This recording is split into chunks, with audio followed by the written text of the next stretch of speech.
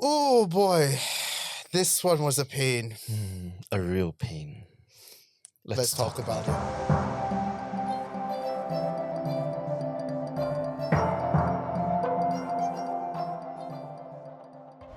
We stay moving, we stay light, we stay agile. Yeah. The conductor's gonna come through, taking tickets. We tell him we're going to the bathroom. Bathroom. He gets okay. to the back of the train, he's gonna start heading towards the front looking for stragglers. Sorry, we're the stragglers? Yeah, by the time he gets to the front, the train's gonna be in the station and we're home free. This is so fucking stupid. Tickets are probably like $12. The principle of the thing, we shouldn't have to pay for train tickets in Poland. This is our country. No, it's not. It was our country. They kicked us out because they thought we were cheap. Hello there, Clapperheads. Welcome to a brand new edition of ClapperTalks. I'm Nick Dorian, And I'm Kelvin Tay. and we've watched a real pain. And it was Painful. mm-hmm. But that might not be a bad thing. mm, This film was quite enlightening. beautiful. I mean, I told you right after we came out of the hall, and I said like this film is mundanely painful, not in a negative way, but in a very. I use the word coming of age, but yes, I agree with you. It's not the right term, coming of age, but more like realization. Yes. Because painful and mundane Yeah. feels like real life. Yes. And this entire film encapsulates that feeling of our day-to-day life and the pain that some people are actually going through. Like, this film is a lot. Like, I'll lay it flat on the table first. Yeah. It is a lot. Mm. And it may be triggering to some people. It might be quite heavy to some people because the topics that are being talked about, even though it's done in a semi-lighthearted manner, Yeah, because it is a road trip movie at the end of the day. It still is. But we're talking about things like grief, Yep. depression. Can I just add a bit of trigger warning for the audiences out there? Yes, grief, depression, trigger warning, Yeah. suicide, Yes. the Holocaust, Yes. right? And Loss of self. yeah. Like losing direction. Now, this sounds like a very depressing time, but we guarantee you it's not. It's not just that. It's more than just depressing all over. Yeah. I would call this heartbreakingly poignant Yes. Oh, Because- wow, that's beautiful. because there are times that it is painful to watch, but then there are also times it's like, this is so real. This is life. This Yes. is life on screen. I would compare this film, I would compare A Real Pain to a very beautiful film that I watched a very, very long time ago called The Trip. Oh, yeah. 2010. Of course, The right? Trip, yeah. Featuring Steve Coogan and also Rob Brydon, Yeah. right? And that one, I believe you called Yeah, it yeah. a food mockumentary. Yes. And it's not really a mockumentary. It's just A two guys on a road trip experiencing food in a very beautiful and deep level. It's a traveling podcast. Admit it. That's what it is. It's a traveling podcast. And that's all the time we have today. Right? Yeah, okay, fine. Yeah, fine. No, it's a... No, but I get what you mean. Yeah. Like, Right. this film is majority, yes, there is a plot, but it's predominantly conversations and very real life Oh conversations. yeah, it's I've seen a couple of reviews online, people saying that it's too much dialogue, all the conversations are so boring. But I feel like those comments definitely missed the mark on this on what the film is trying to tell you. Yeah. Because there's this beautiful quote that I've picked up somewhere where sorry, it's a bit of a segue, right? There's this commenter saying that why he was in a relationship for a very long time with his girlfriend and it's starting to feel boring and it's very mundane. And then another commenter said that maybe you forgot the point where when you're comfortable with someone, it will eventually get boring. Right? And maybe sometimes when you are safe, when you're in a safe space, when you're at peace, maybe peace is boring and that's completely fine. Right? So I had a bit of reflection on that quote when I watched this movie because yes, there is a lot of talking, a lot of history, a lot of Holocaust touring as well, right? And to a certain point, yes, it's dialogue heavy, but the plot of A to B or like start to finish just brings you to this beautiful adventure of trying to understand someone you never understood and seeing it from their point of view. Yeah. Because we all live our life everyone is a main character, right? Everyone have their own struggle, everyone have their own pain, everyone have their ups and downs. And I would say Jesse Eisenberg's character, I felt a lot of myself in him, where you see someone who is eccentric, who is like very colorful, very bright, and it's like, hey, damn annoying like this person, right? But then you feel to understand what they're actually going through. Yeah. It's a lot of, you know what you're seeing on the outside. Yeah. Do you know what's happening on the inside? Exactly. And you related a lot to Eisenberg's character, whereas I related a lot to Kieran Culkin's character. This sort of free spirit, let's do what we want, let's have a good time. But secretly inside is dealing with the worst grief and worst trauma that you could find. But put on a brave face because other people want to have fun too, and you don't want to be the person that causes so much trouble. And it was, for me, a hard watch because of that. Seeing his journey is so painful because it's almost like a reflection at times. And the ending, I mean, we won't spoil this one. Yeah, let's not. Yeah, we'll not spoil this ending. I'll talk to you about the ending after this. But Kieran Culkin's character, I felt, was one of the strongest characters I've seen on screen in a long time. Somebody that I could say, like, I know this person. I've talked to this person. I've seen this person. I understand this person. It's like I said, it's like looking at a reflection, and that was the scary part and most painful part about this film. And I know I'm not the only one that will see that.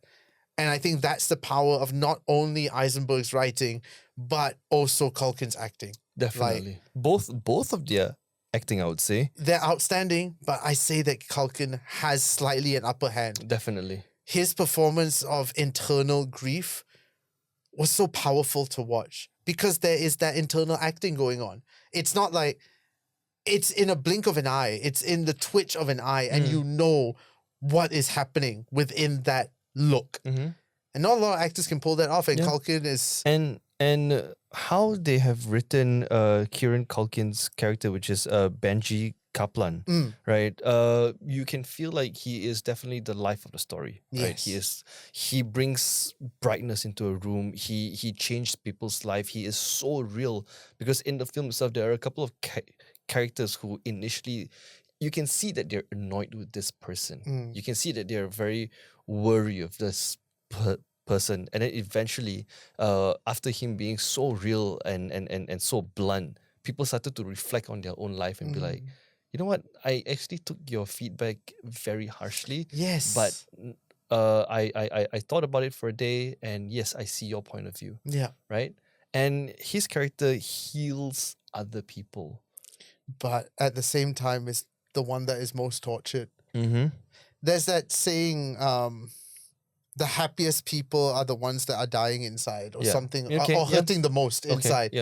And it feels very true in this. Like, again, life of the party, but again, you don't know what they're going through, and he was going through so much and not willing to deal with that trauma. Now, when we come back after this break, we're going to talk a little bit about mental health because it is very important, and with this film, it was so incredibly important. But we'll get to that after the break. Beep boop. Look at this shit. We'd probably live here if the war didn't happen. Isn't that fucking crazy to think about?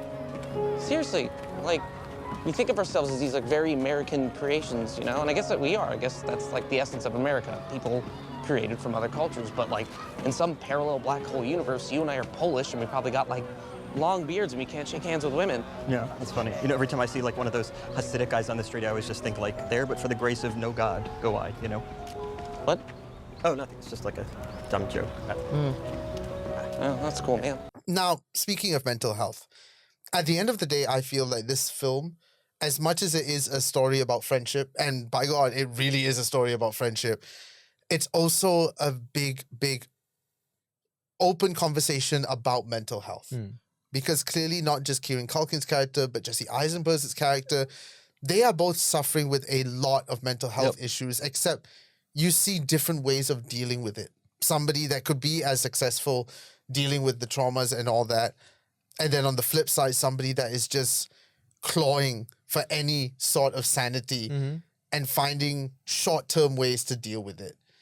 And I feel this should be a conversation starter to making mental health more of a subject that should be treated with kindness and treated without stigma, and knowing that it is just a part of our health routine.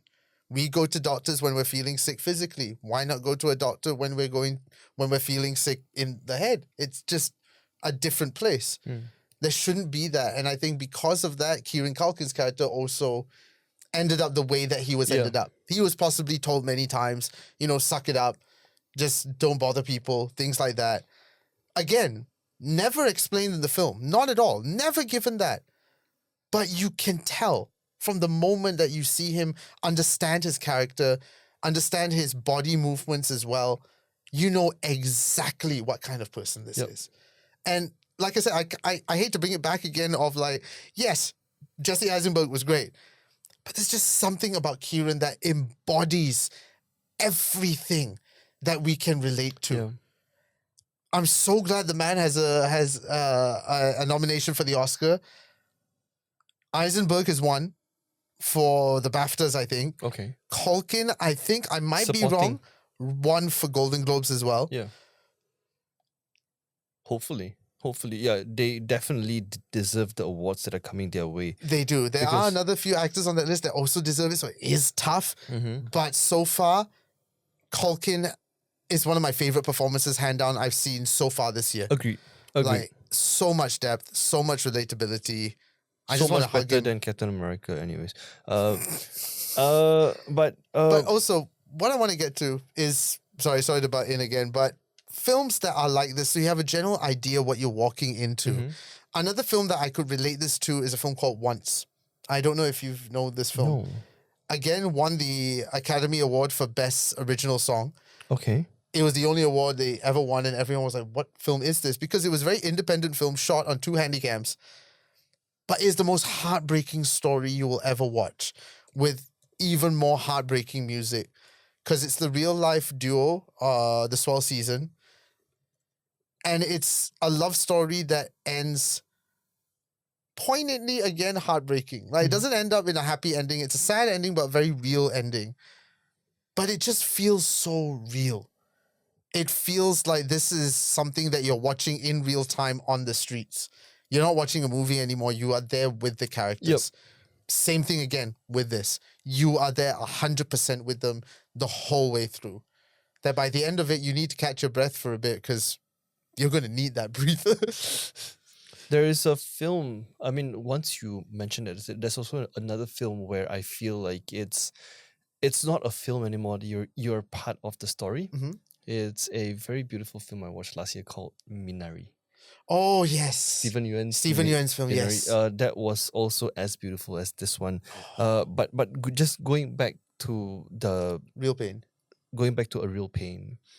I love the build-up for the entire film because in the beginning, you meet these 2 cousins. You know that they're family, but you can also tell it's a bit awkward between them. You know, they're estranged. And then throughout the whole movie, right up to the drop, I don't know if I should spoil it also. As vague as you can be. We know something is wrong. Okay?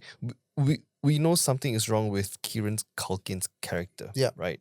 But throughout the film, we are trying to figure out what happened, right? Then the story slowly unveils and you'll be like, oh, okay, you lost someone. Yeah. You know, this happened to you. Yeah. You were misunderstood, right? Everyone said that you were the life of the party, but you never believed it, right? You are always there for people, but no one was there for you. And, you know, it just keeps going and going and going. And then at the back of the plot, there's also this unnerving history about the Holocaust and the gas chamber and the whole road trip towards Poland. And you can see his character shine so bright and breaks down so badly, and you just feel sorry for him. But throughout the whole film, I don't know about you, but for me, you know, the saying always goes like, if you truly want to test your friendship or your relationship, you go on a holiday. Yes. Right. And for his character, for Kieran Culkin's character, you'd be like, in my head, I was like, you're a real pain to be with. You know, you are a real pain to be I with. love you, but I hate you. Yeah, right? Yeah. And you just feel sorry for him and you just want to help him, but you know that he don't need your help because he got it all figured out. Yeah. And I can't go any deeper without spoiling otherwise it, you spoil right? it, yeah, for sure. But all I can say is this was a real joy to watch, Mm-hmm. to experience. And it's definitely not a film for everyone, right? Yes. You don't go in expecting, you know, action or it's called a buddy road comedy drama. Yeah. Right? And it is. To a very loose extent, yes. It is, right? But I would say this is more of a really real film. If you understand the film, you understand it. If you don't, then maybe you just need, you know, a mental doctor. Therapy. Yeah. I would agree with you, and I would say this. The real in a real pain is there for a reason. Yeah. It's so real. Yeah. Go and watch it.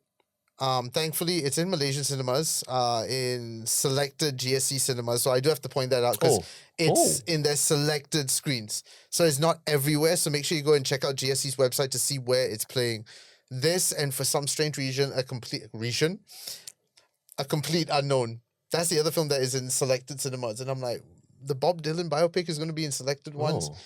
Again, maybe not really an audience here. Bob Dylan, not exactly the most popular one here, but I'm still excited to see that in the cinemas. But yes, check this out on GSC site. If you happen to miss it, it's already on digital. Mm-hmm. I say if you can pluck up the courage, watch this at least once in your life. Yeah. Like, it's beautifully written. It feels like a Bob Ross painting. Mm-hmm. Everything is connected in a wonderful way. The pacing is great. The storyline is great.